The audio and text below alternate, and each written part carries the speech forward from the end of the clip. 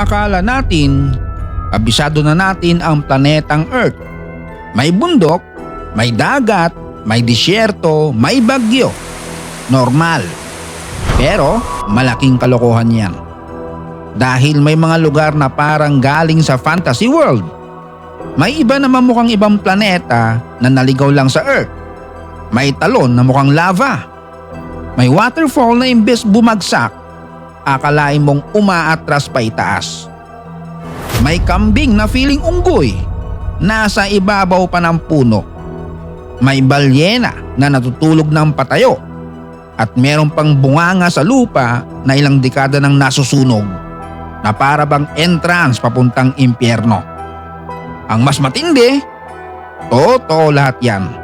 Hindi Photoshop, hindi AI, hindi gawa ng pinsan mong mahilig mag-post ng fake news. At baka naman pwedeng pa-subscribe sa Tito Jones TV dahil dito libre ang documentary. Pero ang katotohanan, walang discount. Sa Namib Desert, may milyong-milyong bilog na kalbong patches sa damuhan na parang poknat. Ang tawag fairy circles. Parang may dambuhalang kumuha ng pantatak at sinabing lagyan natin ng polka dots ang Africa. Karaniwan na sa 6 hanggang 33 feet ang lapad ng bawat bilog. May iba pang umaabot ng higit 65 feet. At ang mas nakakaloka, nananatili ang mga ito ng ilang dekada bago mawala. Minsan bumabalik pa sa parehong lugar. Isa sa mga teori ay may kinalaman sa mga anay sa buhangin. Kumakain daw sila ng mga halaman sa gitna, kaya nagiging kalbo ang lupa at nakakapanatili ng moisture sa ilalim. May iba namang researchers na nagsasabing competition ng mga halaman para sa tubig ang dahilan. Ang problema, mahigit kalahating siglo na itong pinag-aaralan at hindi pa rin lubusang settled ang explanation. Kaya naman ang tawag ng iba, footprints of the gods. Pero kung Diyos talaga ang gumawa, malamang bored siya nung araw na yon.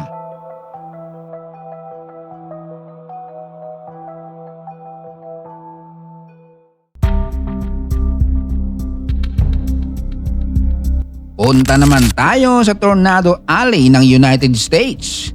Dito kapag sinabi ng panahon na medyo mahangin ngayon, huwag kang magpapaniwala. Dahil ang ibig sabihin minsan yan, iligpit mo na ang bubong nyo. May mga tornado rito na sobrang laki, halos buong barangay kayang kainin. May isang naitalang tornado na umabot sa humigit kumulang 2.6 miles ang lapad. Bago pa dumating ang tornado, minsan nagiging kakaibang berdeng kulay ang langit dahil sa interaction ng sunlight, ulan at nagyeyelong ulan. At minsan hindi mo pa makikita agad ang buhawi dahil nakatago ito sa ulan o alikabok. Ang clue, kapag ang lupa, yero, basura at kung ano-anong bagay ay nagsisimulang lumipad, doon mo marirealize parang hindi na normal ang hangin. Kaya nilang ibalibag ang mga sasakyan at metal structures ng milya-milya ang layo. Kaya kapag nakita mong paparating ito, huwag kang tumayo sa labas at mag-Facebook Live dahil baka ikaw ang susunod na makita sa kabilang bansa.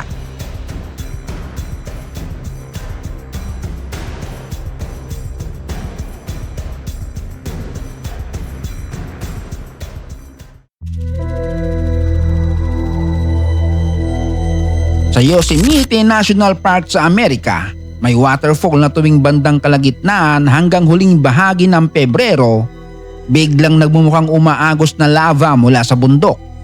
Ito ang Horsetail Falls sa El Capitan. Pero bago ka tumakbo papunta rito, dala ang pandesal at lumalamig ng kape para ibalitang may sumasabog na bulkan, kalma lang, tubig lang yan. Ang sikreto ay ang papalubog na araw.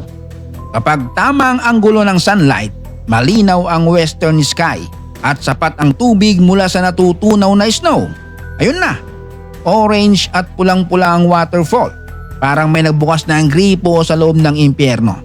Pero may kaartehan ang phenomenon na ito. Kapag umulan, wala. Kapag maulap, walay. Kapag kulang ang tubig, wala rin. At kapag perfect na ang lahat, ayun na, mga 5 hanggang 15 minuto lang ang pinakamatingkad na glow. Kaya may mga turistang ilang oras naghihintay para lamang sa ilang minutong eksena.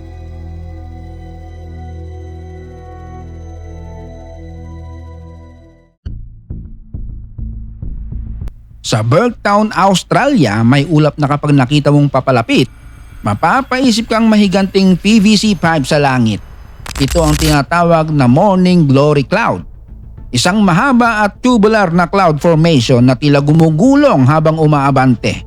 At hindi ito maliit. Maaring umabot ng napakahaba sa horizon at gumagalaw sa bilis na humigit kumulang 37 miles per hour. May kasama pa itong malalakas na hangin na pwedeng maging problema kahit sa maliit na aircraft. Ang Burketown ay maliit lang ang populasyon, pero tuwing panahon ng phenomenon na ito, dumadagsa ang scientists, pilots at mga mahilig sa panahon.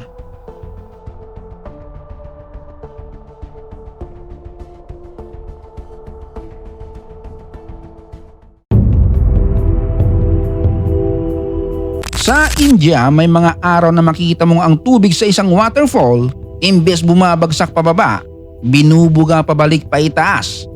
Hindi nasira ang gravity, hindi rin nagloko ang video. Sa panahon ng monsoon, sobrang lakas ng hangin umaakyat mula sa valley, kaya nahaharang at natutulak pataas ang falling water.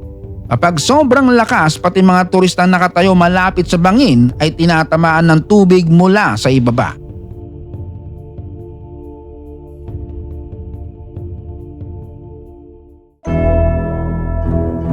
Sa ilalim ng dagat ng Tonga ay naroon ang Hunga Tonga, isang undersea volcano. Karamihan ng katawan nito nakatago sa ilalim ng karagatan. Pero noong 2022, nagsawa yata sa pagiging low profile. Sumabog ito ng napakalakas at nagbuga ng ash at water vapor na umabot ng halos 197,000 feet sa atmosphere. Ang pressure wave umiikot sa Earth ng ilang beses.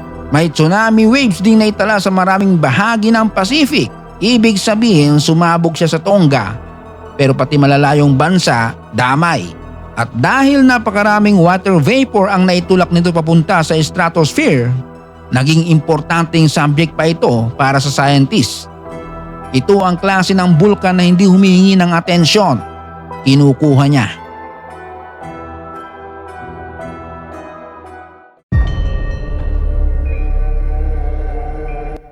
May mga luok ng dagat sa mundo na sa gabi, kapag ginulo mo ang tubig, biglang kumikislap ng electric blue. Parang may LED light sa ilalim.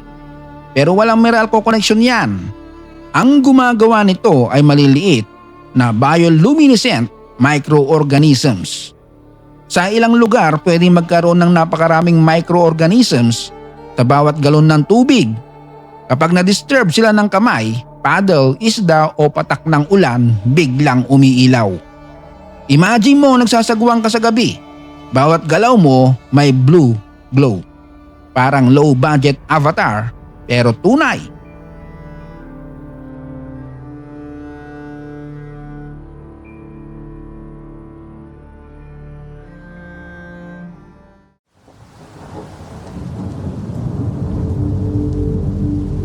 Malapit sa Manaus, Brazil, nagtatagpo ang Rio Negro at Solimos River. Pero may problema. Ayaw agad nilang maghalo. Ang isa madilim, ang isa maputik na brown. At umaagos silang magkatabi ng ilang milya na para mag-asawang nag-away. Pero pareho pa rin sumakay sa isang kotse. Ang Negro River ay mas mainit at mas mabagal. Ang Solimos naman ay mas malamig, mas mabilis at punong-puno ng sediment mula Andes.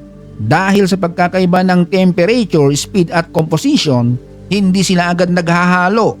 Napakalinaw ng boundary na makikita pa sa malalayong images. Pagkaraan ng ilang milya, unti-unti rin silang naghahalo at nagiging bahagi ng Amazon River. Kahit mga ilog pala, kailangan muna ng space bago magbati.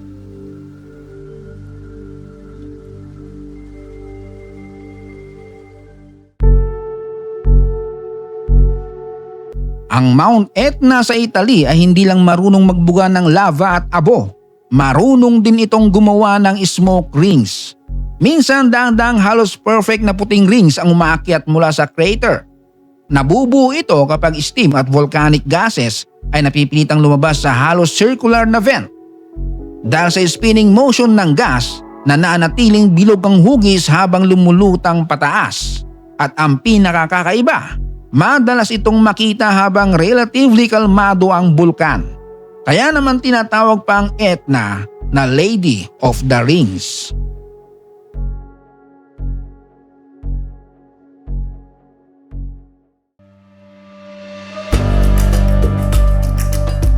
Sa Botswana, may mga ibong tinatawag na weaver birds na literal na may sariling architecture business. Ang male village weaver gumagawa ng magandang hanging nest para ma-impress ang mga babae. Kapag nakita ng female at hindi pasado sa kanyang standards, aalis. Walang second chance, walang okay lang yan, may effort naman. Kaya mangyayari, gagawa ulit si lalaki. Kaya minsan ang isang puno, punong-puno ng mga pugad. Samantala ang sociable weavers ibang level. Sama-sama silang gumagawa ng isang napakalaking communal nest na may hundreds of chambers. Pwedeng tirhan ng humigit kumulang 500 birds at magamit ng higit 100 years habang patuloy itong nire-repair ng mga bagong generation. Bird condominium, walang pag-ibig loan, walang monthly amortization, damo lang ang puhunan.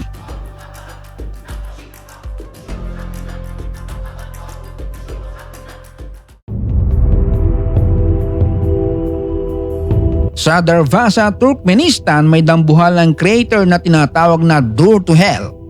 Mukha talaga siyang entrance sa lugar na ayaw mong puntahan permanently. Ayon sa matagal ng popular na kwento, isang Soviet drilling operation noong 1971 ang nauwi sa pagbagsak ng lupa sa kuweba ng natural gas. Dahil naglalabas ng methane, sinindihan umano ito para masunog ang gas. Ang plano, ilang linggo lang daw. Ang nangyari, dekada na, may apoy pa rin. Ang crater ay humigit kumulang 200 hanggang 230 feet wide at halos 100 feet deep.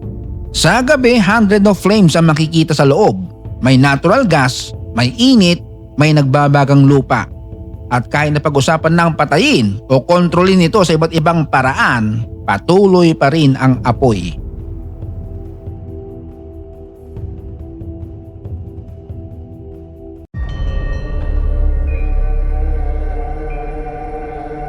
Sa Turkey naman may lugar na tinatawag na Yanartas kung saan dose-dose ng apoy ang kusang lumalabas sa pagitan ng bato.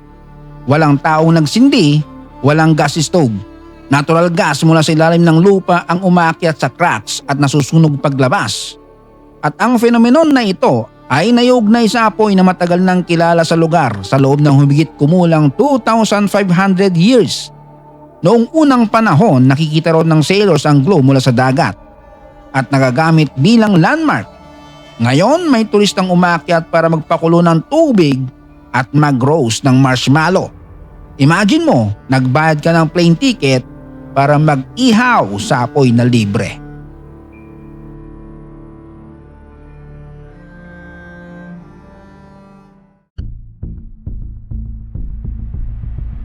Ito ang isa sa pinakamalupit, ang sperm whales.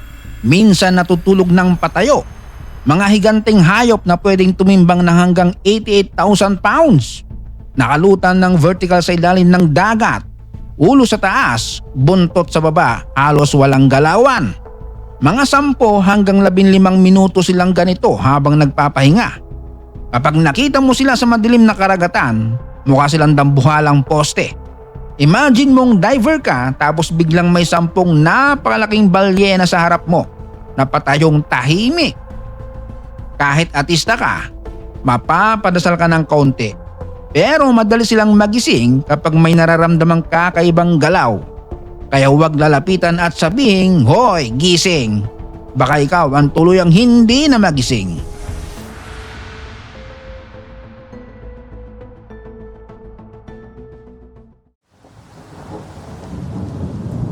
May phenomenon ding tinatawag na ice volcano.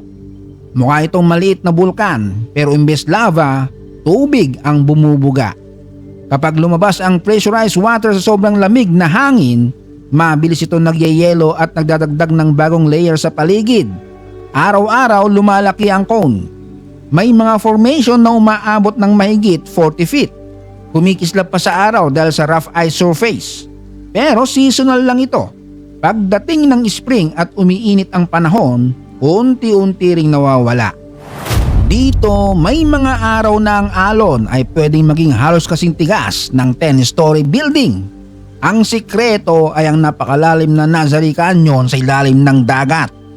Dahil sa hugis at lalim nito, na-channel ang wave energy patungo sa coastline. Kapag nag-combine ang iba't ibang wave energy malapit sa shore, pwedeng lumobo ang alon hanggang halos 100 feet. At dahil dito naging isa ang Nazari sa pinakasikat na destinations para sa giant wave surfing, sport tourism para sa mga taong mukhang allergic sa katahimikan.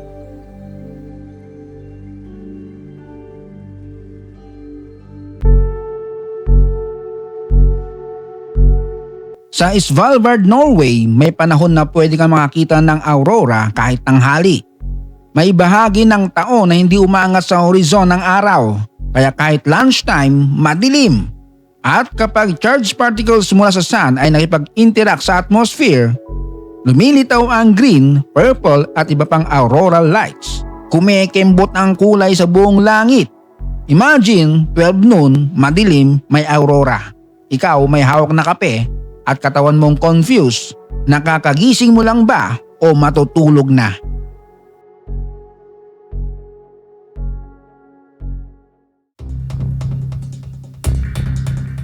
Sa Morocco may argan trees na makikita mong punong-puno ng kambing. Umaakyat sila para kainin ng argan fruits at napakaganda ng balance nila kaya nakakagalaw sila kahit sa manipis at matinik na sanga.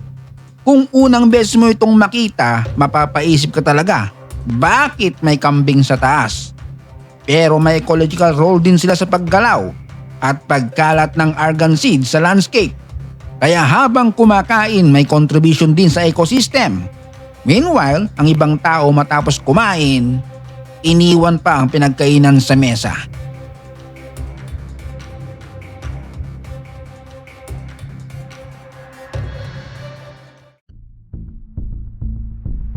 Sa Mexico, may diving site na tinatawag na Cenote Angelita.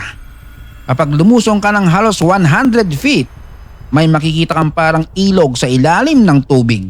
Oo, tubig sa loob ng tubig. Parang inception ng hydrogen. Ang misty white layer ay nabubuo mula sa decaying organic matter at chemical condition sa pagitan ng freshwater at saltwater layers. Kapag dumaan ng diver dito, biglang nawawala halos ang visibility. Paglabas mo sa kabilang side, mas madilim na environment na ang makikita mo, kasama ang preserved branches at tree trunks. Maganda pero nakakatakot. At dahil malalim at tricky ang visibility, hindi ito para sa beginner diver na kahapon lang natutong mag-snorkel sa Batangas.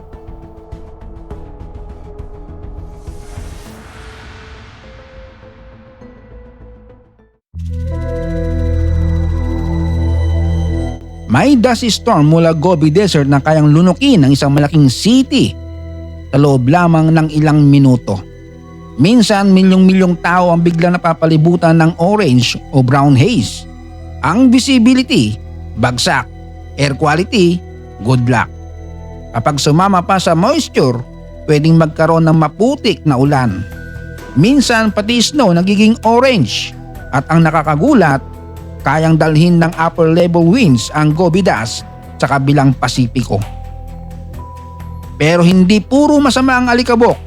May dala rin itong minerals gaya ng iron na maaaring mapunta sa ocean at suportahan ang ilang marine ecosystems.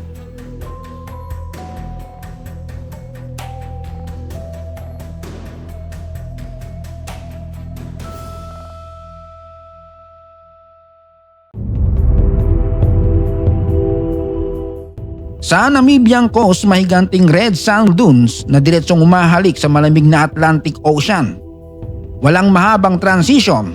Buhangin tapos dagat, parang pinagdikit sa Photoshop pero natural. Dahil nagtatagpo ang malamig na ocean air at mainit na desert environment, madalas magkaroon ng makapal na fog. At ang fog na ito ay nagiging problema sa maraming barko, kaya may mga rusted shipwrecks sa coast. Hindi biro ang tawag sa Skeleton Coast sa bahagi ng region na ito.